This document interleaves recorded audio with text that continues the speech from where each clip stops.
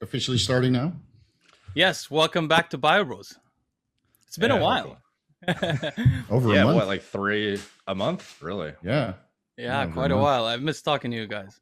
So we People are still commenting pig brains, by the way, Derek. that was Good. true. We got to remember to do that at the end, by the way. It definitely Yeah, helps. that's Stay tuned to hilarious. the end for a hint. Yeah, exactly. Right. So what's up with Connor? Derek, what's new? What's the Um, update? I I wish I watched that full Jane video that she uploaded. So there's a girl, as far, and forgive me if I get some of the details wrong, because frankly, there's too many things to keep up with at this point. But this girl who's been hanging out with Connor, I think her name was Jane, if I recall correctly, and she uploaded a video today talking about how he is. She claims he was microdosing ayahuasca every 2 hours. She was kind of like overseeing him to make sure he didn't do anything crazy.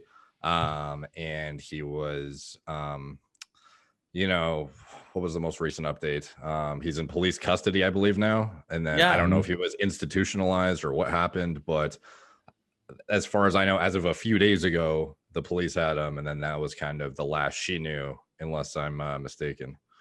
You That's know, that's what Derek. I got from the video also. Yeah, I watched the entire thing. So yeah. So apparently he's in police custody and he went into some sort of consultation program where they admitted him, but he got out.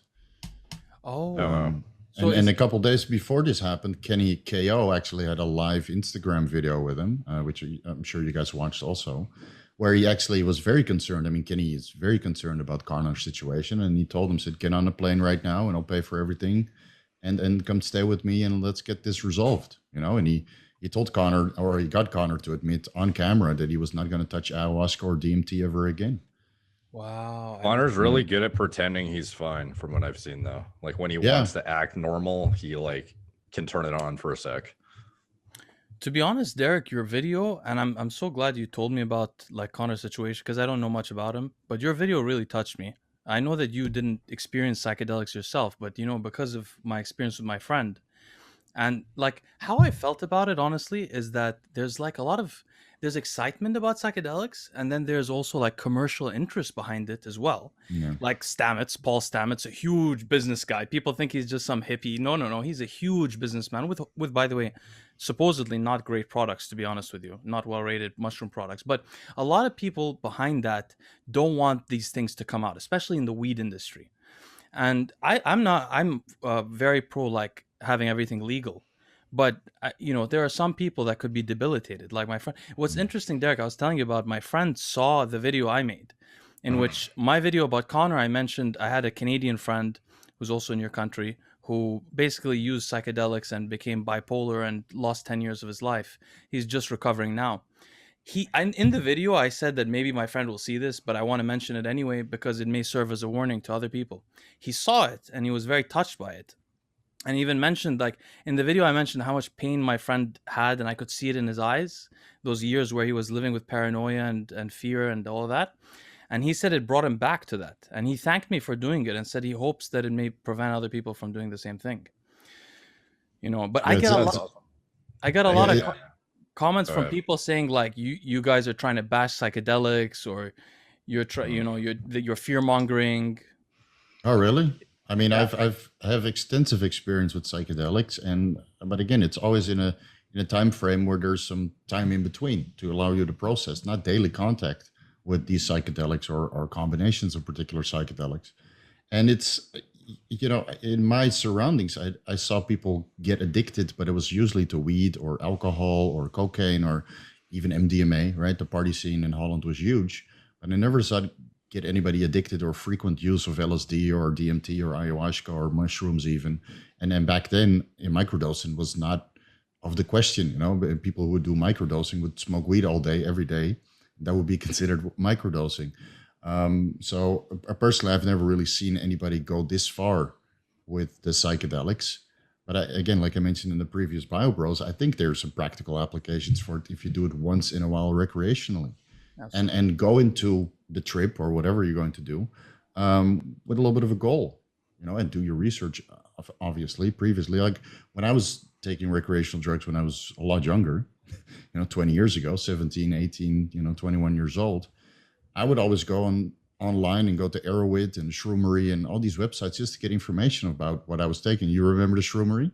Yeah, yeah. I .org? was going to the Yeah, same website. right. So Never there heard was a of it. lot of good information, right? And there were forums there where you could interact with people talking about how to set up particular trips. But everybody would say that this is not for daily use. You know, if you want to use something daily, you use a little bit of weed, you know, to take the edge off life. And even then, people got issues with that. So But the interesting thing is that the meta-analyses that are not biased show that there's a dose and duration dependent effect of marijuana on risks of schizophrenia later in life.